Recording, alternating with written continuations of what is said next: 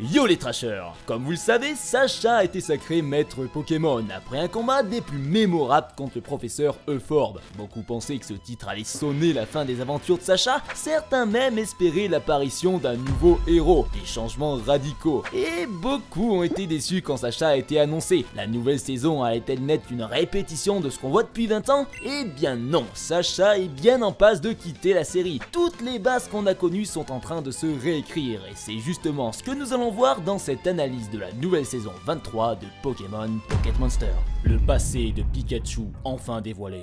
La série commence par nous raconter un truc incroyable, le passé de Pikachu quand il n'était encore qu'un petit Pichu. Une chose que l'anime n'avait jamais évoquée en plus de 20 ans de diffusion. Un épisode mignon, beau et touchant à la fois. On s'accroche vraiment à ce bébé Pikachu et à la solitude qui le touche, son envie de faire partie d'une tribu, d'avoir une famille, des frères et des parents sur qui compter. Et voyant qu'élever deux bébés Pokémon est un fardeau trop lourd pour sa mère adoptive, Pichu va prendre une décision, partir.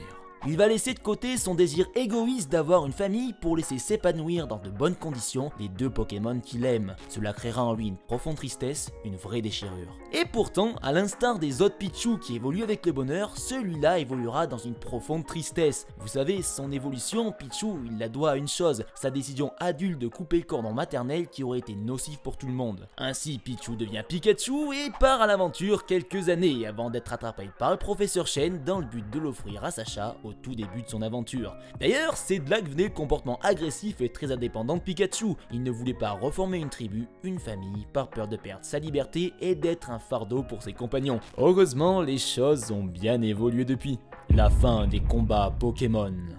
L'histoire principale de la nouvelle série commence à l'épisode 2 où nous retrouvons Sacha et Pikachu au Bourg-Palette. Tous deux sont invités par le professeur Chen à inaugurer le nouveau laboratoire du professeur Sakuragi de Carmin-sur-Mer. Durant l'épisode, Sacha fait la rencontre d'un Lugia et de Go, un jeune garçon passionné par l'étude des Pokémon. Très vite, ils deviennent amis et travaillent même ensemble en tant qu'assistants pour le professeur Sakuragi. Une première pour Sacha, jusque-là je vous rappelle qu'il avait toujours vogué de ses propres ailes avec comme seul but de devenir maître Pokémon. Mais ici, il se retrouve entraîné à travailler pour un laboratoire en compagnie du jeune tresseur Go. Un changement d'objectif radical pour Sacha qui témoigne déjà d'un gain de maturité dans la licence, passer de je veux être le meilleur dresseur à je veux faire avancer nos connaissances sur les Pokémon. C'est un sacré bond en avant. Ensemble, ils ont pour mission de voyager à travers les différentes régions telles que Sinnoh, Hoenn, Kanto, Johto, Unis, Kalos ou encore Galar pour rassembler un maximum de renseignements sur les Pokémon et leur environnement.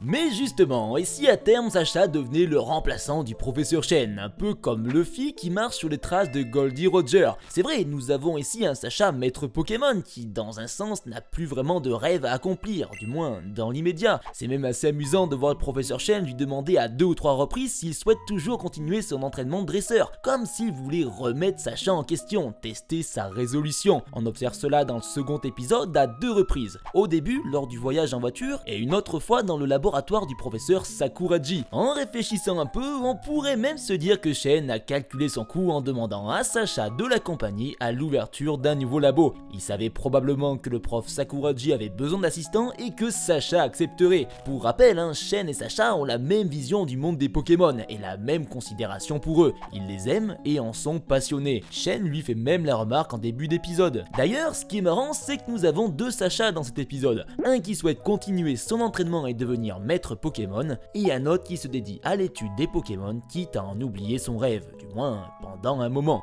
Dites-vous quand même qu'on n'a pas une seule allusion au badge ou à une quelconque ligue Pokémon, et ça en plus de 9 épisodes. Là, c'est vraiment full recherche. La question étant, est-ce que ça va continuer comme ça? Sacha n'est plus le seul héros. Dans cette saison, Sacha voyage en compagnie de Go, un dresseur débutant qu'il va prendre son aile de jeune maître. Et oui, en plus d'être un assistant, Sacha est un mentor. Il apprend à Go à capturer des Pokémon, à se battre et surtout à ne jamais abandonner. En fin de compte, on retrouve un peu le Sacha que l'on avait dans la saison XY. Badass, plein de confiance et donnant de bons conseils à ses amis. On notera aussi qu'il a roulé sur tous ses opposants depuis le début de l'anime.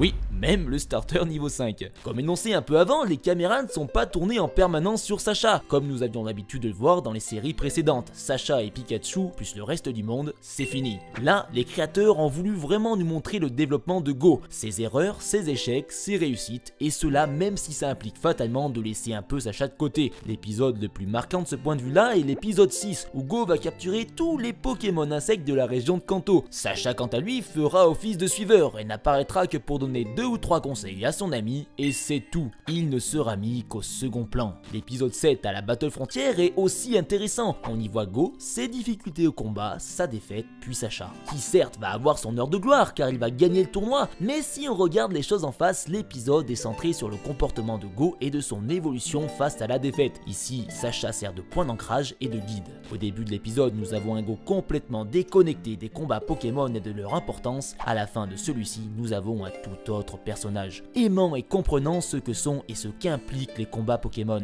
Et tout ça grâce à Sacha qui est sans nul doute devenu son modèle.